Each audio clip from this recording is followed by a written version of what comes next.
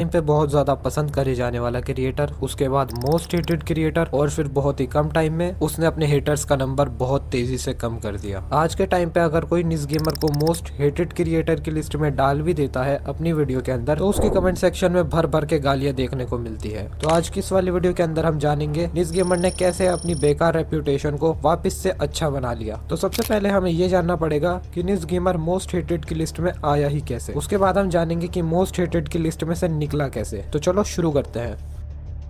2025 9 मई ये वो दिन था जब वंश टॉक नाम के यूट्यूब चैनल से एक वीडियो ड्रॉप करी जाती है। इस एक वीडियो के अंदर सिर्फ एक ही एलिगेशन लगाया जाता है निज गेमर के ऊपर, यही कि वो थंबनेल आर्टिस्ट का पैसा पे नहीं करता, एडिटर का पैसा खा लेता है, और बस यही एलिगेशन लगे थे दो। पहली वीडियो में तो यही लगे थे। तो इस वीडियो के अंदर क्या होता है, एक अबला पुरुष नाम का यूट्यूबर, जो कि अगर तुम यूट्यूब पे सर्च करोगे तो तुम्हें मिल जाएगा, तो इस अबला पुरुष से निज गेमर करवा लेता है थोड़ा बहुत काम। अब थोड़ा बहुत करवाया या ज्यादा ये तो देखो मुझे नहीं पता, मुझे क्या किसी को भी नहीं पता होगा। तो फन फैक्ट सुनो, इससे काम करवाने के बाद निज गेमर ने इसे पैसे नहीं दिए, ऐसा इसका कहना था, जिसका आगे चल के निज गेमर ने काउंटर भी करा था। क्या काउंटर करा था वो वीडियो के आगे मैं बताऊंगा। तो ये वीडियो आने के बाद वायरल हो जाती है। इस वीडियो पे आते हैं 1 लाख व्यूज, जो कि कोई छोटा नंबर नहीं है। अब निज गेमर को लोग स्कैमर समझने लगे थे, उसकी रेप्यूटेशन पे दाग लग चुका था, लेकिन ये दाग इतना भी बड़ा नहीं था। इसके बाद वंश टॉक नाम का यूट्यूब चैनल एक वीडियो और ड्रॉप करता है। इस वीडियो के 9 दिन बाद यानी कि 18 मई 2025 को 9 दिन के गैप के अंदर एक वीडियो और तैयार होती है, जिसे 22,000 लोगों ने देखा है। अब इस वाली वीडियो के अंदर क्या क्या एलिगेशंस लगते हैं सुनो। निज गेमर ने एक माइनर को डेट करा है। माइनर मतलब 18 साल से कम उम्र की लड़की होती है, और साथ ही साथ निज गेमर ने जेनी मोड खेला है, जो कि बहुत गंदा मोड है। अब जिन लोगों को नहीं पता जेनी मोड क्या है, जेनी मोड माइनक्राफ्ट के सबसे गंदे मोड की लिस्ट में टॉप पर है। मेरी नजरों में तो वो टॉप पर है, हालांकि इससे भी गंदे गंदे मोड होंगे, लेकिन मैंने इससे गंदा मोड कभी नहीं देखा, क्योंकि इस मोड के अंदर बहुत नंगापन है। अब जैसे कि मैंने तुम्हें बताया, निज गेमर के ऊपर इस वीडियो में 2 एलिगेशन लगाए गए थे। पहले एक लगाया गया था, इस बार 2 लगाए गए थे। वंश टॉक ने अपनी वीडियो में ये भी बोला था कि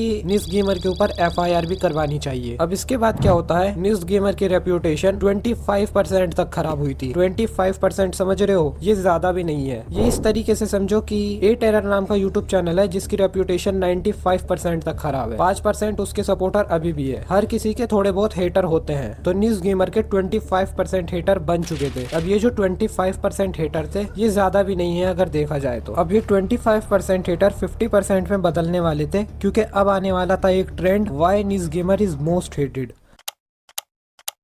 तो निज गेमर ने जब ये उल्टे सीधे काम कर दिए थे, तो फिर क्या होता है, निज गेमर के ऊपर बनने लगती है एक्सपोज वीडियोस। इन एक्सपोज वीडियोस के अंदर सभी का यही पॉइंट था कि निज गेमर गलत है और उसे इस तरीके की वीडियोस नहीं बनानी चाहिए। मेनली उसे जेनी मोड की वजह से बहुत हेट मिला था, सबसे पहली बात तो, क्योंकि जेनी मोड बहुत गंदा है। अब क्या होता है, जब ये एक्सपोज का सिलसिला शुरू हो जाता है, निज गेमर के जो फैंस थे वो भी ये बात समझ गए थे कि निज गेमर गलत कर रहा है। उनके दिमाग में भी ये बात बैठ चुकी थी। तो जो उसके 25% हेटर थे, वो 50% बन गए थे। अब एक तरफ निज गेमर की वो ऑडियंस थी जो निज गेमर को गलत समझ रही थी, और एक तरफ वो थी जो उसे सही समझ रही थी। एक्सपोज वीडियोस ने उसके हेटर बना दिए थे। एक्सपोज वीडियोस यही काम करती हैं, किसी की रेप्यूटेशन खराब करी जाती है एक्सपोज वीडियोस के थ्रू। वैसे मेरी वीडियोस से तुम काफी चीजें सीख रहे होंगे, तो इसीलिए जरूर सब्सक्राइब करना। Back to the topic. अब जब ये सभी लोग बनाने लगे, तो इससे निज गेमर की रेप्यूटेशन पे एक गलत इम्पैक्ट पड़ा, और उसके जो सपोर्टर्स का नंबर था वो कम हुआ। अब क्या होता है, जब ये वीडियोस बहुत ज्यादा बन गई, तो निज गेमर इस पर फाइनल रिप्लाई देने का सोचता है। अब निज गेमर की तरफ से आता है एक फाइनल रिप्लाई। अब निज गेमर की वीडियो आती है जून 28 तारीख 2025, मतलब सिर्फ 1 से 1.5 महीने के अंदर ही निज गेमर की तरफ से रिप्लाई आ जाता है। वो उसके 3rd चैनल पे आता है, जिस पर अभी 50,000 व्यूज है। हालांकि उस वीडियो को सिर्फ 50,000 लोगों ने देखा, लेकिन इतना भी काफी है। सबसे पहले वो थंबनेल आर्टिस्ट का पैसा जो खाया है, इसके काउंटर में बोलता है कि मैंने अपना काम करवाया थंबनेल आर्टिस्ट से या एडिटर से, अब मुझे वो काम पसंद नहीं आया तो मैं पैसे क्यों दूं। अब निज गेमर यहाँ बिल्कुल सही था। देखो, मैं ना तो वंश टॉक की साइड हूँ, ना निज गेमर की साइड हूँ। मुझे निज गेमर से कोई दुश्मनी नहीं है, कोई प्यार नहीं है। मैं सिर्फ यहाँ पर ऑडियंस को समझाने आया हूँ क्या सही है और क्या गलत है। मुझे किसी से कोई लेना देना नहीं है, ठीक है। तो कमेंट सेक्शन में ये मत बोलना कि भाई निज गेमर को हेट करते हो, या निज गेमर ने पैसा खिला दिया अब उसकी तारीफ कर रहे हो। नहीं, तो जो निज गेमर का पॉइंट था कि थंबनेल आर्टिस्ट का पैसा इसीलिए नहीं दिया क्योंकि मुझे वो काम पसंद ही नहीं आया, उसने वो काम करके ही नहीं दिया था जो हमारा तय हुआ था। तो ये पॉइंट उसका मुझे काफी सही लगा। देखो, उसकी बात अपनी जगह सही है, मेरे साथ भी ये काफी बार हुआ है। थंबनेल आर्टिस्ट पहले वादा करते हैं कि हम तुम्हें ये वाला माल देंगे और बाद में वो देता है बेकार माल, तो बहुत गुस्सा आता है। तो देखो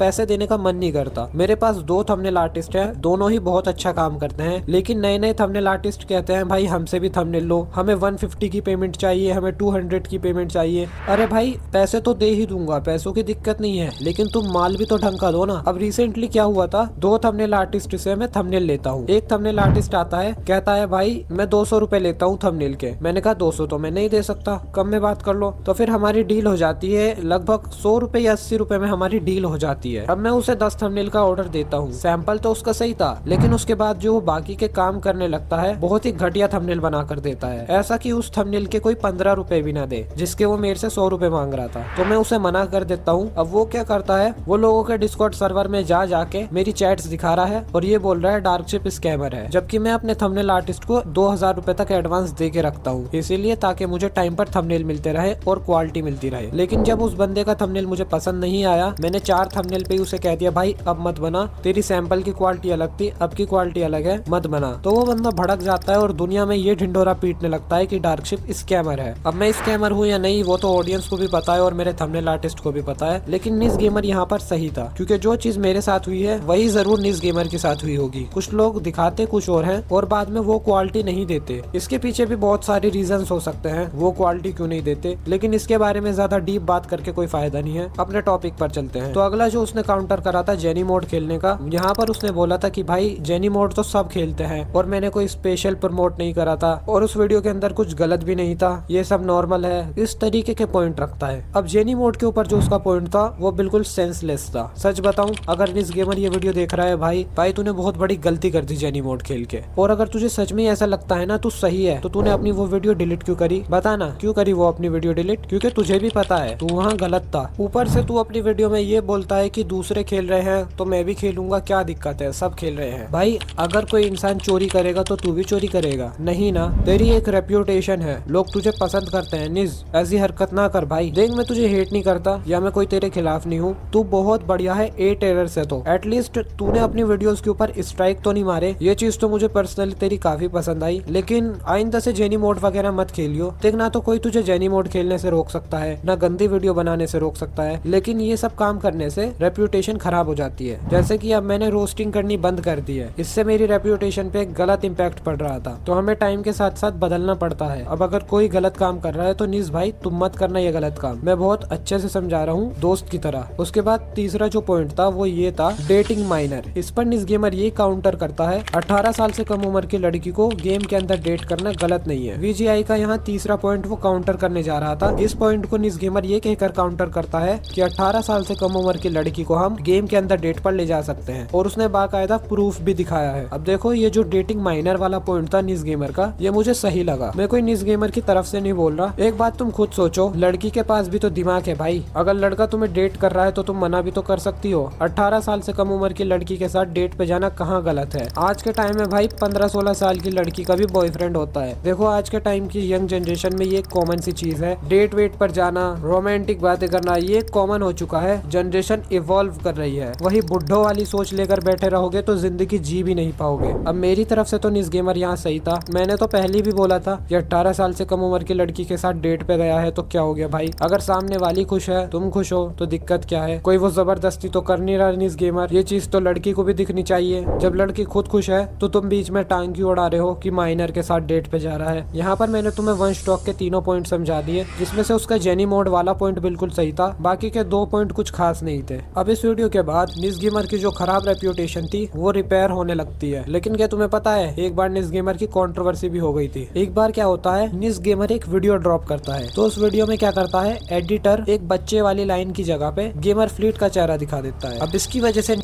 की जाहिल ऑडियंस बुरा मान जाती है। आई एम रियली सॉरी कि मैंने गेमर फ्लीट की ऑडियंस को जाहिल कहा, वो तो गवार है, गवार से भी गवार ऑडियंस है। टाइपिंग करनी तो आती नहीं, बस हर किसी के कमेंट सेक्शन में गालियां देती हुई मिल जाएगी। इस वीडियो के कमेंट सेक्शन में भी फिर से मिल जाएगी। पता नहीं क्यों जब गेमर फ्लीट की ऑडियंस की बात आती है तो मैं गुस्सा हो जाता हूँ। खैर बैक टू द टॉपिक। तो जब निस गेमर अपनी वीडियो के अंदर गेमर फ्लीट का चेहरा दिखा देता है एज अ बच्चा, तो गेमर फ्लीट की ऑडियंस भड़क जाती है। अब निस गेमर को दबा के हेट मिलने लगता है। एक तरफ तो एक्सपोज वीडियोस का हेट, हेट और उसके कुछ ही दिनों बाद गेमर फ्लीट के ऑडियंस की तरफ से हेट, इसीलिए उसके हेटर्स का नंबर इतना ज्यादा दिख रहा था। लेकिन कुछ टाइम बाद गेमर फ्लीट के ऑडियंस की तरफ से भी हेट मिलना बंद हो जाता है, क्योंकि तुम्हें पता होगा गेमर फ्लीट के ऑडियंस की तरफ से जो हेट मिलता है वो सिर्फ टेम्परेरी होता है, परमानेंट नहीं होता, क्योंकि ये ऑडियंस ऐसी है जो ना तो करियर खत्म कर सकती है, ना इस ऑडियंस का होना ना होना कोई सेंस बनाता है। अभी मैंने तुम्हें दोनों पॉइंट समझा दिए कि निस गेमर को कहाँ क्यों कितना हेट मिला था। एक तो वन स्टॉक की 2 वीडियोस की वजह से हेट मिला था और एक तरफ गेमर फ्लीट की बच्ची ऑडियंस से हेट मिला था। खैर आज की इस वाली वीडियो में इतना ही। मैं फिर बता रहा हूँ, मैं निस गेमर को ना तो सपोर्ट करता हूँ ना हेट करता हूँ। मेरे लिए सब माइनक्राफ्ट क्रिएटर बराबर है, बस जो भी गलत काम करेगा मैं उसके खिलाफ बोलूंगा और तुम्हें भी बोलना चाहिए, ऐसे क्रिएटर को बॉयकॉट करना चाहिए। लेकिन आज के टाइम पे निस गेमर अच्छा बन चुका है तो उसे हेट देना बंद कर देना अगर तुम दे रहे हो। पहले आज की इस वाली वीडियो में इतना ही। अगर वीडियो अच्छी लगी हो तो जरूर से सब्सक्राइब